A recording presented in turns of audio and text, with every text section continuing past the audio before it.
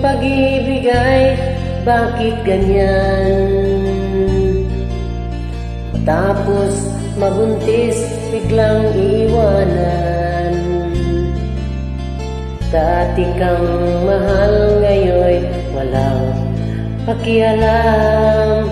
Kaya't ikaw ngayon ay single mom.